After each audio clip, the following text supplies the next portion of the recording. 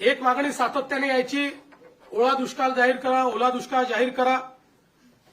त्या संदर्भात आम्ही जी घोषणा केली होती त्यानुसार टंचाई म्हणजे ज्याला आपण बोलीभाषेत दुष्काळ म्हणतो किंवा अवर्षण असतं, त्या वेळच्या ज्या काही उपाययोजना आहेत त्या सगळ्या उपाययोजना याला ओला दुष्काळ किंवा ओल्या टंचाईचा काळ समजून त्या सगळ्या उपाययोजना आपण त्या ठिकाणी करणार आहोत, ज्यामध्ये जमीन महसुलात सूट असेल, कर्जाचं पुनर्गठन असेल, शेतीशी निगडीत कर्जाच्या वसुली स्थगिती असेल, कृषी पंपाच्या चालू वीज तर बिल तर आता लागतच नाही, त्यामुळे तो विषय संपलाय.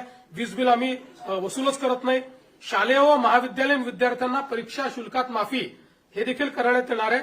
आणि रोहिओ अंतर्गतच्या कामाच्या निकषात ज्या काही सुधारणा करायच्या त्या आपण करणार आहोत. आणि विशेषतः अतिवृष्टी व पूर परिस्थितीमध्ये हे जे काही तालुके आपण जाहीर केले आहेत तिथे शेतीच्या वीज पंपाची जी काही वीज जोडणी आहे ती त्या ठिकाणी अबाधित राहील, त्याचं नुकसान झालं असेल तर त्याची भरपाई मिळेल.